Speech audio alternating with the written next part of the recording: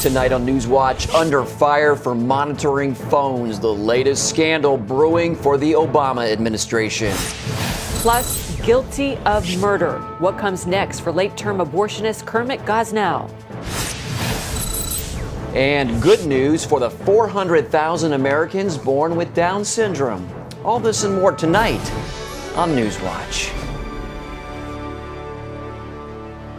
A growing scandal involving the Internal Revenue Service. Good evening. I'm Mark Martin. And I'm Wendy Griffith. U.S. Attorney General Eric Holder has ordered an investigation into the targeting of conservative groups by the IRS.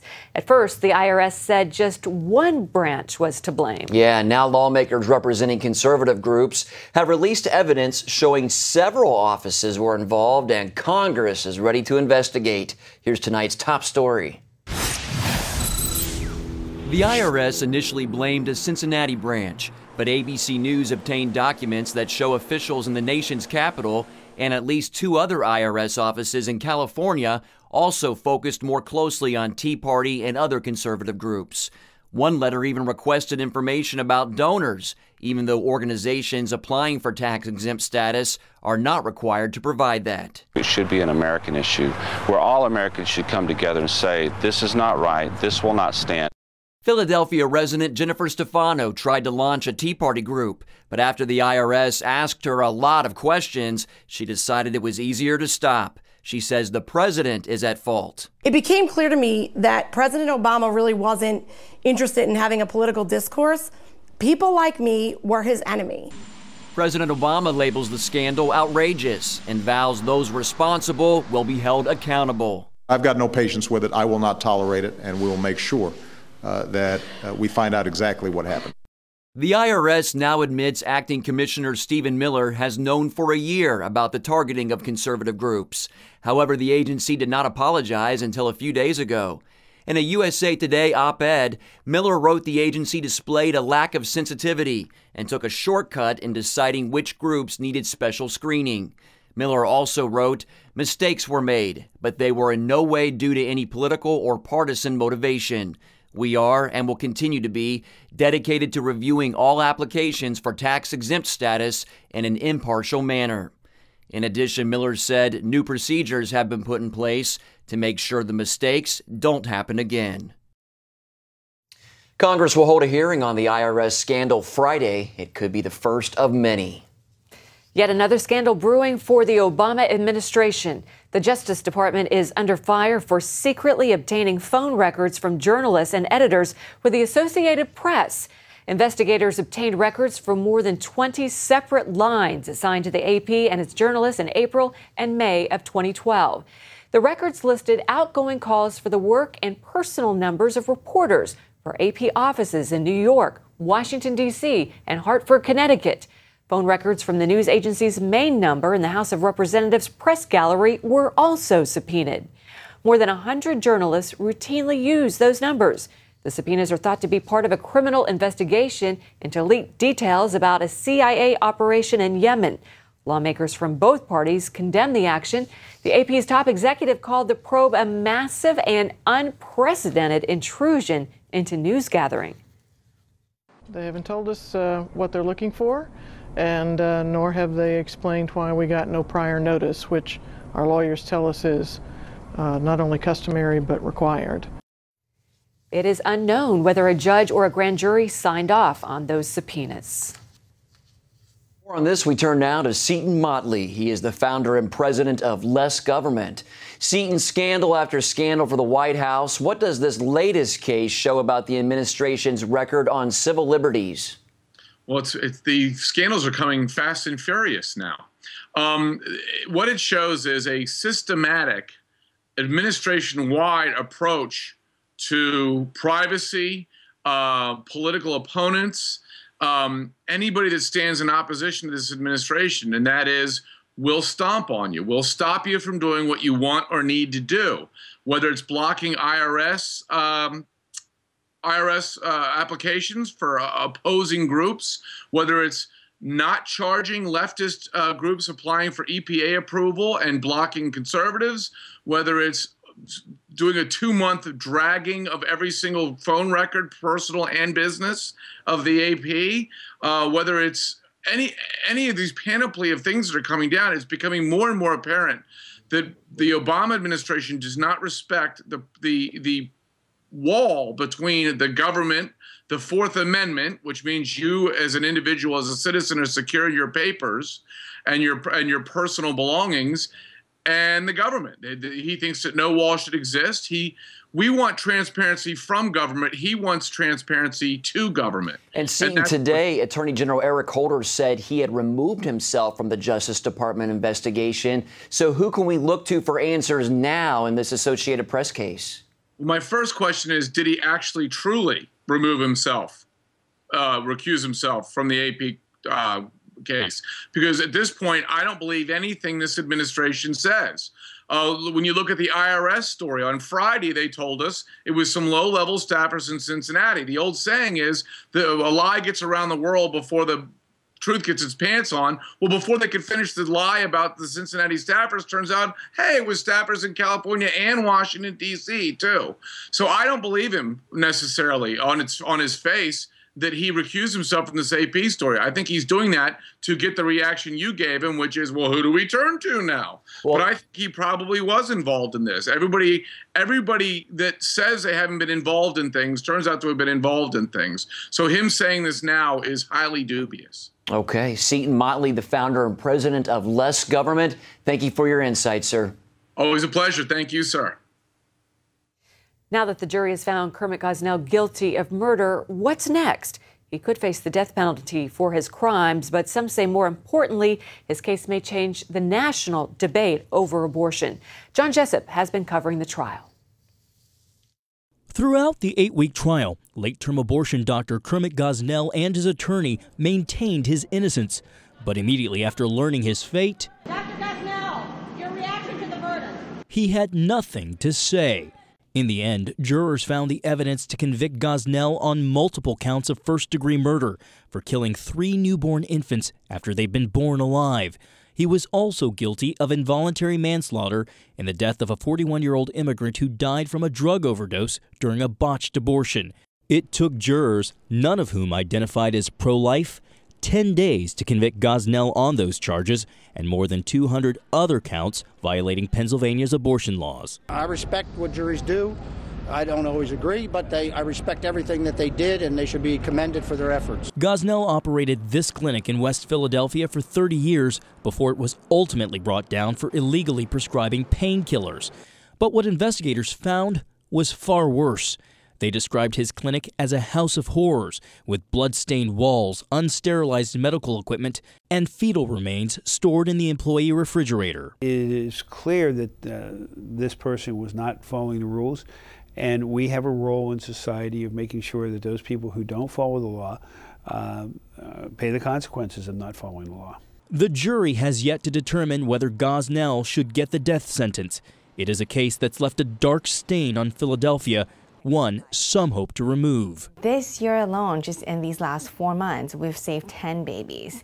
The most recent was just a week ago. Elaine Russo runs the Hope Pregnancy Center, not far from where Gosnell practiced. It's on track to save more lives than it did last year, 27. The center is the brainchild of Pastor Herb Lusk, who ministers in the heart of the inner city. 1 out of every 2 pregnancies in the African-American community right now are aborted. 1 out of every 2. Lusk says he decided to start the center after he noticed women in the church who, in his words, were pregnant one Sunday and no longer pregnant the next. I kept seeing them, what is going on?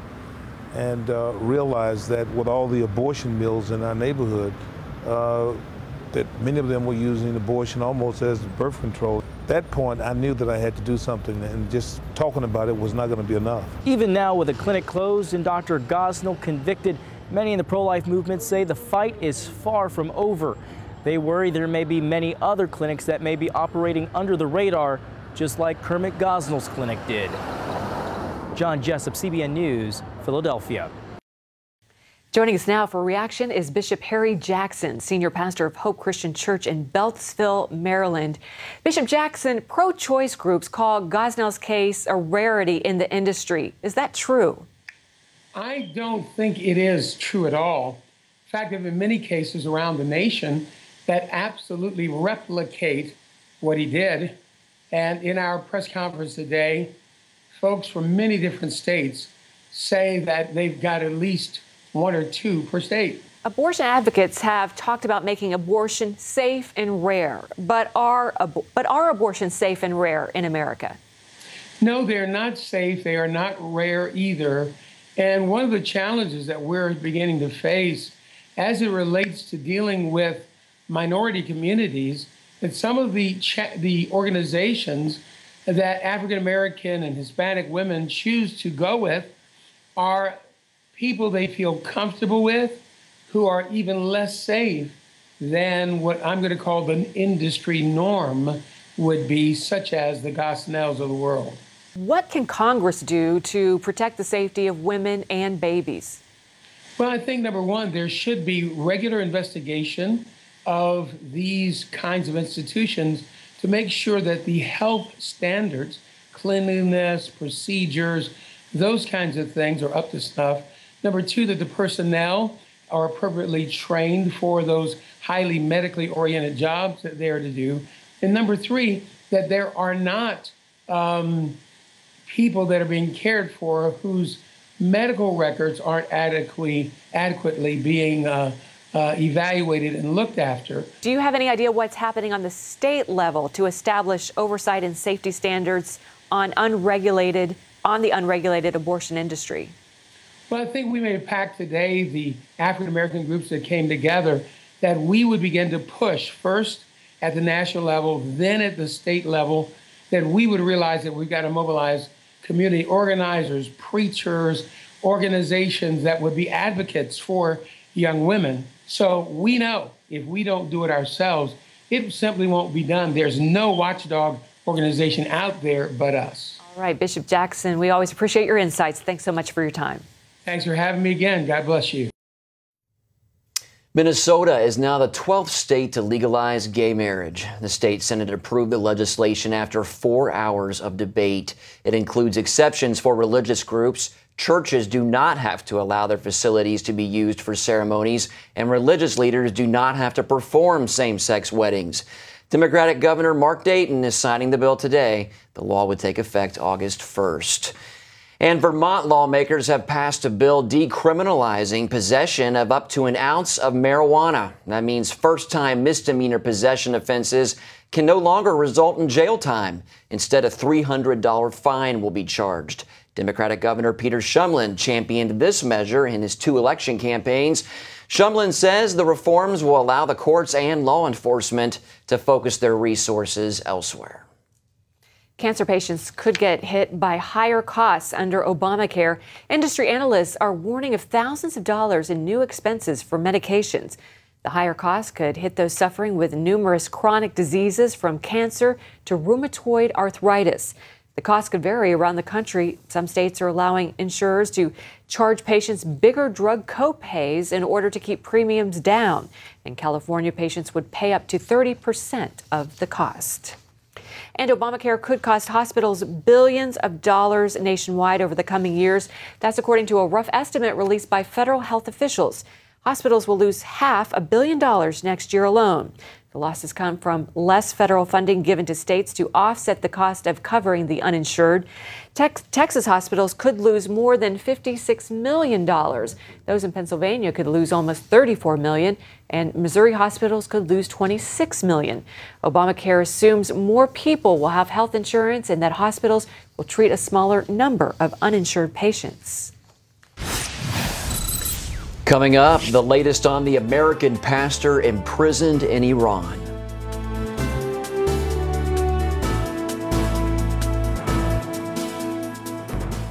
In 2008, my husband Gary departed for heaven.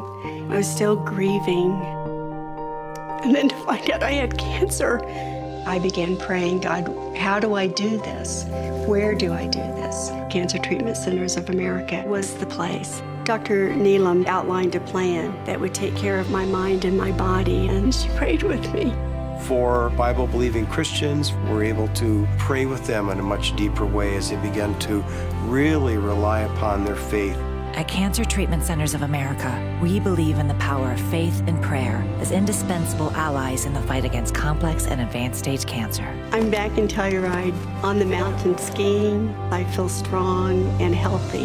Advanced medicine and technology. And I am a survivor. The warm embrace of the spirit and the power of prayer. These are happy tears. Please go to cancercenter.com/faith. Appointments available now. Cancer Treatment Centers of America. Care that never quits.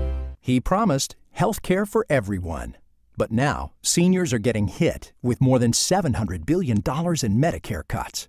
Insurance costs are going up. Businesses say they can't afford Obamacare, so they'll pay big fines, and millions of employees could lose their health care. Plus, everyone pays hidden taxes and fees, as much as 40% on some health plans.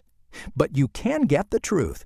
Get the brand new book, The Obamacare Survival Guide. It's #1 on Amazon and a New York Times bestseller. Inside, you'll discover hundreds of loopholes, tips, and strategies to survive Obamacare now. Join the more than 250,000 people who've claimed their copy and get yours before it's too late. Go to Obamacare911.com. The Obamacare Survival Guide will give you hundreds of tips on how to save money and protect yourself. You can pick up your copy in bookstores for only $19.95 or have your copy rushed to your door for the internet-only price of just $4.95. Go to Obamacare911.com to claim your copy now. The American pastor jailed in Iran has seen family members for the first time since being released from solitary confinement. Saeed Abedini was recently released from confinement. Fellow prisoners say Abedini was glowing when he emerged. The pastor said he could feel many praying and that it was a time of intimacy with God. His wife, Nagme, has been unable to see him because she's in the U.S. She's still fighting for him to be released, though. Pastor Saeed Abedini is being held in the notoriously brutal Evin prison for his faith. Members of more than 95 pro-family groups from across the globe gather in Sydney, Australia for the 7th World Congress of Families. It's a time for the groups to share information about the threats to families and plan their response through policy and ministry initiatives. One of the biggest and most persistent problems, sex trafficking. More than 5.5 million children are victims of human trafficking today. The trafficking and sexual slavery of children has risen nearly 10% in the past 5 years. Every 30 seconds, another child becomes a victim. For more on the problem of sex trafficking and its impact on families, we spoke with Justin Murph, director of Set Free Now. The threat of families today is human trafficking around the world. Sadly, in some third world countries, families are actually the instigator of child sex trafficking, selling children sometimes for a refrigerator, a television, or maybe even $60, say, in Bangladesh. Set Free Now is a coalition of CBN ministries like Operation Blessing and Orphan's Promise dedicated to fighting sex trafficking. Up next, how medical advances are helping those with Down syndrome live fuller lives.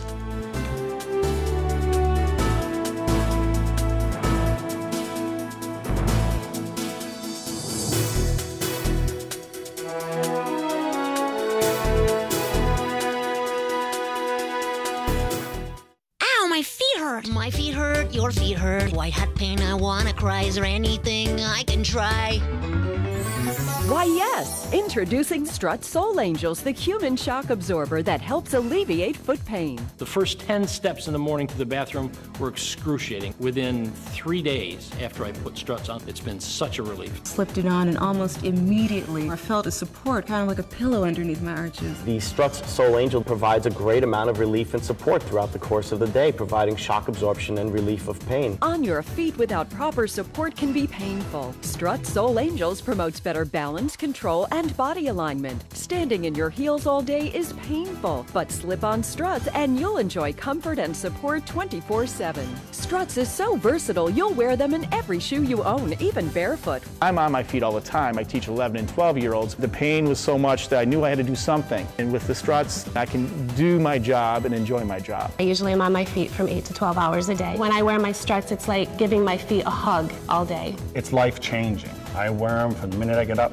the minute I go to bed. Why pay $400 for custom orthotics? Now get Strut Soul Angels for just $10. You also get Miracle Foot Repair Cream, absolutely free. Use it to help relieve dry, calloused feet overnight. But wait, call right now and we'll double the offer free. Just pay separate processing and handling. Plus, you get a 100% money-back guarantee. If not completely delighted, send it back. But keep the foot cream as our gift just for trying. You get it all. A $70 value for just $10.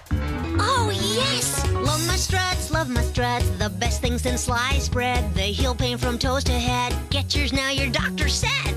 Struts. Be nice to your feet. Call now. Call 1-800-787-1580 and get your Struts and Miracle Foot Repair for just $10 and we'll double the offer. That's 1-800-787-1580 or visit getstruts.com. Drunk driving standards could get a little tougher. Federal accident investigators are recommending states cut the current drunk driving blood alcohol level from 0.08 to 0.05. The move would follow standards set by more than 100 other countries. Nearly 10,000 Americans are killed each year in drunk driving crashes. That's about 1/3 of all traffic fatalities. In health news, unborn babies with Down syndrome are in more danger than ever before. New parental testing can lead parents to abort them. Meanwhile, medical advances are giving people with Down syndrome fuller lives than ever before. Lori Johnson brings us tonight's Focus Report. Until now, pregnant women who wanted to know if they carried a baby with Down syndrome had to wait about 17 weeks and risk a miscarriage to learn the answer. Today, there's a faster, safer way to find out. All it takes is a simple blood test as early as 9 weeks into the pregnancy. Unfortunately, that leads to far more decisions about whether to abort. Down syndrome is a genetic condition in which a person has an extra chromosome and as a result has some physical and mental disabilities. For every 10 expectant mothers who are told their baby has Down syndrome, 8 choose to abort that child. Denise Bassett was about to be one of them. I had trusted in God and I believe in God and I counted on Him for everything, but I was starting to think, well, what if he had made a mistake? And maybe I needed to do something about that. She had signed the abortion papers. Then, at the last minute, Bassett called a pregnancy crisis hotline and spoke with Cherry Jensen. Medicine is not an exact science, which we all know, and no one can predict the potential of a child. As it turns out, Cherry's daughter has Down syndrome. At age 33, Jenny has accomplished much more than doctors said she ever would. Do you feel God using you? I do. I do believe that God's using me for so many ways. Jenny says God uses her to spread love to many people. As a hospital volunteer, she's a vital link between the patient and the healthcare staff. The patients love her. She's kind, she's caring. We never have to ask her to do something twice. She never forgets a thing. Jenny also takes care of kids at the YMCA. Her boss says she's like a ray of sunshine to the children, their parents, and her coworkers. I know Jenny personally, and a lot of times we sit in my office and talk about faith in Christ, and it comes right from that. She is just a big-hearted Christian. She loves the Lord, and it's evident on how she lives her life. And it was Jenny who helped stop Denise Bassett's abortion. Jenny's mother, Cherry, convinced Denise to postpone her decision until she met Jenny. When Jenny prayed over the food, I'd realized the love that she has for God. And then when in our conversation she was talking, she had just touched my arm. And I really believed it was God speaking through her to me, telling me not to be afraid and trust in Him again. And with that, Denise decided not to abort her child. God gives life. It's not your decision to take it. I'm so big! Yay! Months later, Denise had her baby, a little girl named Abby, and is so glad she did. My daughter is beautiful. She is born with no heart problems, no kidney problems, no leukemia. She's more advanced than what I ever thought she would be. Denise says God has opened all kinds of doors to provide for her and Abby. And as you can imagine, two of their dearest friends are Cherry and Jenny, who help pave the way. Lori Johnson, CBN News. What a great story. Well, up next, how one class is using the news to give back to a family in need. He promised health care for everyone. But now, seniors are getting hit with more than $700 billion in Medicare cuts.